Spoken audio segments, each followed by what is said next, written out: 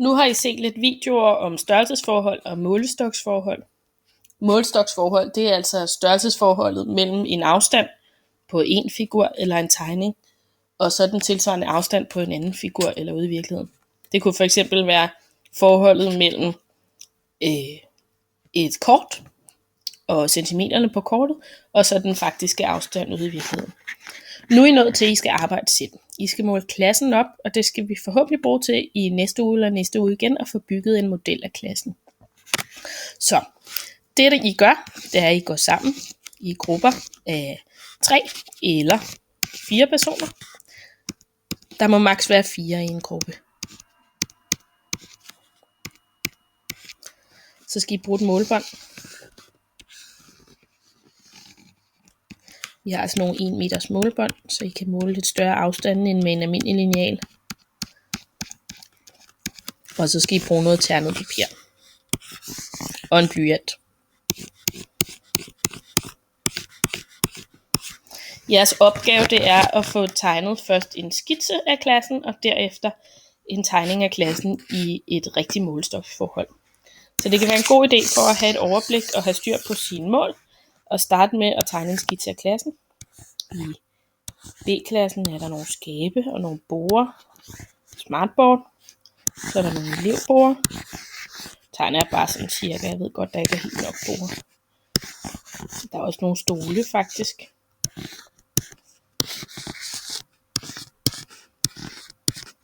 Og så står der en reol her. Og så nogle borer her. Så skal man have målt klassen op, så man tager sit målebånd, og så får man målt, hvor langt er der egentlig her. Det kan være, at der er 5 meter på denne her led. Eller 500 centimeter. Og på den anden led, der er måske 9 meter. Eller 900 centimeter. Så skal man have målt borerne op. Det kan være, at de er 80 centimeter brede. Og 120 centimeter lange. Så på den måde så får man målt alle sine ting, sådan så man har en skitse af klassens indretning med de forskellige mål på. Når man så har gjort det, så skal man selvfølgelig overveje, hvordan man får lavet det rigtige målestoksforhold.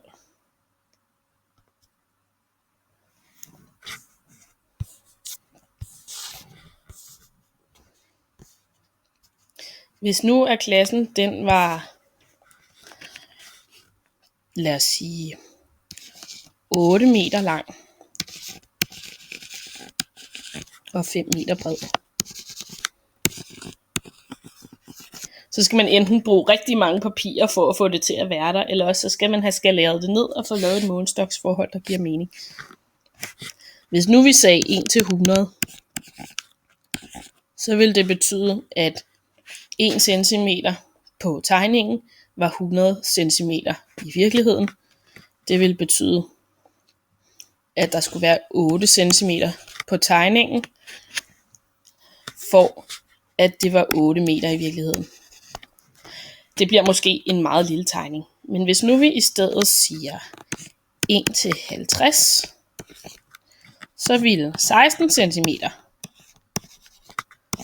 på tegningen være lig med 8 meter i virkeligheden.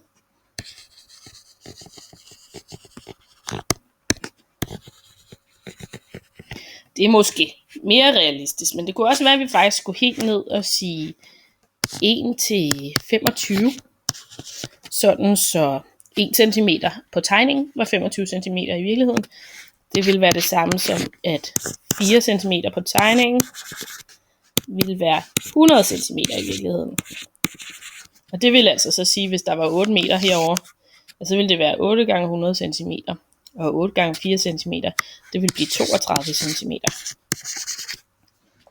Så kig lige på, hvor stort er klasselokalet faktisk i virkeligheden, og hvor stort et målestoksforhold kan I så lave for, at det kan være på et helt almindeligt A4-papir. Et helt almindeligt A4-papir, det er jo 21 cm gange 29,7 cm. Så måske er størrelsesforholdet 1:25 faktisk lidt for småt. Måske skal vi op omkring 1:30 eller 1-40, det ved jeg ikke helt. Det må I regne på i morgen.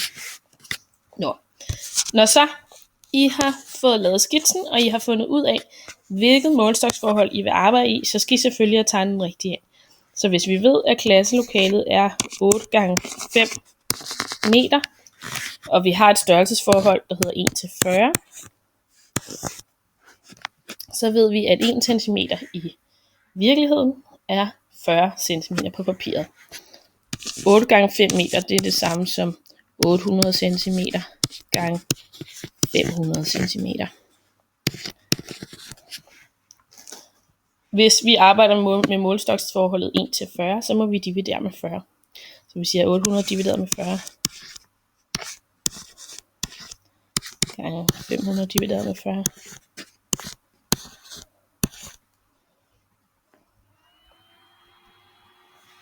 Det er 20 gange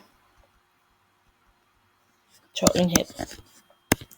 Så på tegningen, der skal den altså være 20 gange 12,5. Det er målstoksforholdet 1-40.